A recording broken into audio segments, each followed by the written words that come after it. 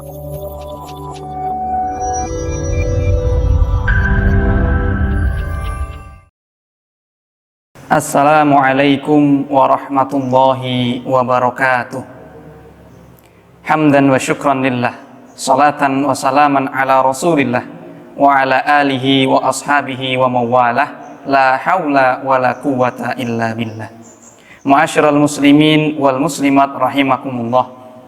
Ada satu kebiasaan Rasulullah Muhammad SAW yang tidak pernah beliau tinggalkan ketika ada sahabatnya yang meninggal dunia. Kebiasaan tersebut adalah beliau senantiasa menjenguk rumah duka untuk menghibur keluarga yang ditinggalkan. Pada suatu ketika Rasulullah Muhammad SAW mengunjungi rumah duka sahabatnya, yang mana di rumah tersebut ada istri dari sahabat yang meninggal dunia tersebut. Maka kemudian Rasulullah Muhammad SAW lantas bertanya kepada istrinya, "Wahai istri sahabatku, ketika hendak meninggal dunia, apa yang dikatakan oleh suamimu?" Maka sang istri yang mendengar pertanyaan tersebut kaget dan heran, dan beliau menjawab, "Wahai Rasulullah, ketika hendak meninggal suamiku hanya mengucapkan 3 kalimat, yang mana aku sendiri tidak paham apa maksud dari 3 kalimat tersebut." Maka kemudian sang istri mengatakan bahwasannya ketika suamiku meninggal dunia, beliau sempat mengatakan yang pertama, andai lebih panjang lagi, yang kedua, andai yang masih baru, dan yang ketiga, andai semuanya.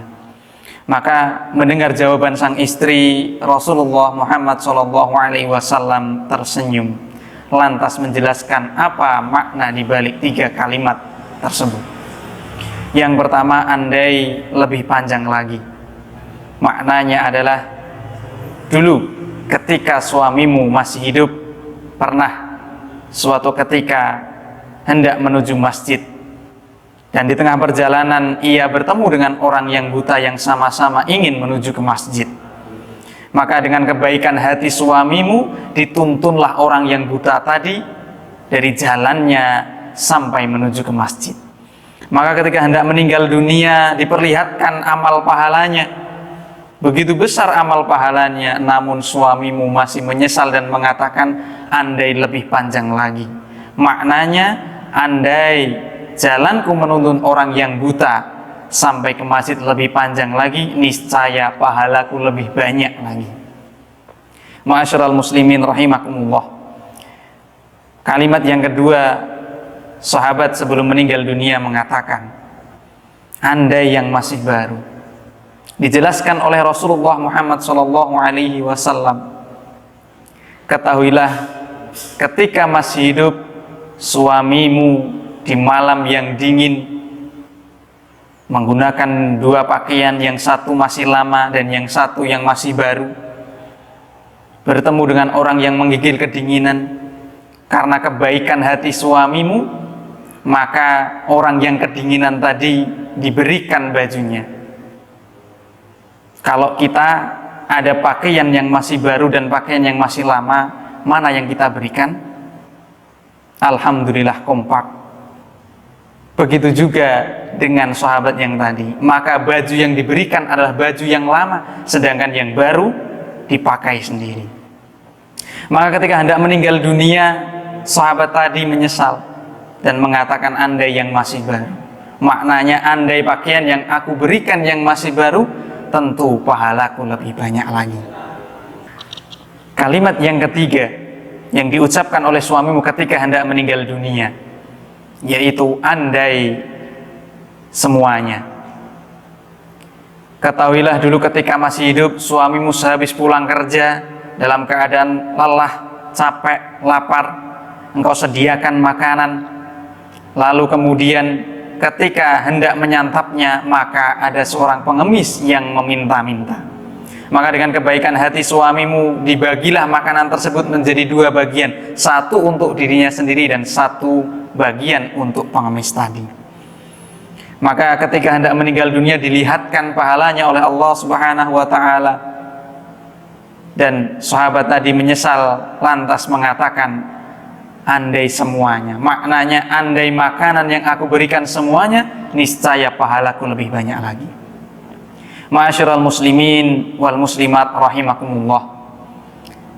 Dari kisah ini dapat kita mengambil pelajaran bahwasanya ketika kita beramal, janganlah kita tanggung-tanggung. Memang pahala adalah sesuatu hal yang gaib, sesuatu yang tidak kita ketahui secara nyata dengan kelihatan mata kepala kita. Akan tetapi pahala ini adalah sesuatu yang pasti yang akan diberikan oleh Allah Subhanahu wa taala sebagai balasan atas ibadah yang telah kita lakukan. Kami teringat sabda Nabi Muhammad SAW ketika menggambarkan keadaan orang munafik, di mana ada dua sholat yang paling berat bagi mereka, yaitu sholat isya dan sholat subuh.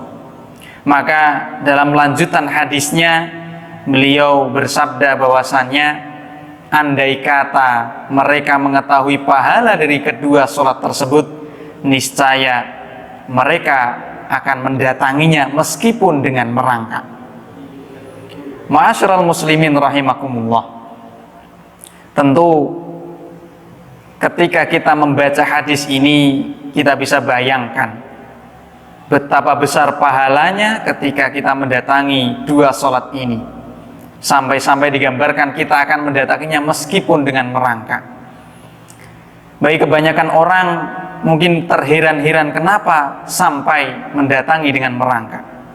Kalau boleh saya berikan ilustrasi, ketika kita diberikan pengumuman, bapak-bapak, ibu-ibu, barang siapa yang besok pagi sholat subuh berjamaah di masjid, maka dia akan mendapatkan 1 unit mobil Avanza. Tentu orang-orang yang jauh rumahnya akan datang ke masjid meskipun dengan merangkak. Karena apa? Karena jelas pahala yang dijanjikan. Akan tetapi Rasulullah hanya menggambarkan ketika mereka tahu pahala keduanya, meskipun mereka akan mendatanginya meskipun dengan merangkak. Ma'asyiral muslimin rahimakumullah, kita sudah di penghujung akhir Ramadan. Sudah banyak ayat, sudah banyak hadis yang menceritakan, yang menjanjikan kepada kita pahala-pahala yang banyak sekali ketika kita beribadah, memaksimalkan ibadah kita di bulan Ramadan. Maka satu pertanyaan untuk hati kita masing-masing, butuh berapa ayat dan butuh berapa hadis yang menjanjikan pahala yang banyak, berapa lagi yang harus kita baca sehingga kita bersungguh-sungguh dalam beribadah di bulan Ramadan ini. Mungkin ini yang bisa kami sampaikan. Mohon maaf atas segala kekurangan. Nasrun minallah wa fathun qarib. Wassalamualaikum warahmatullahi wabarakatuh.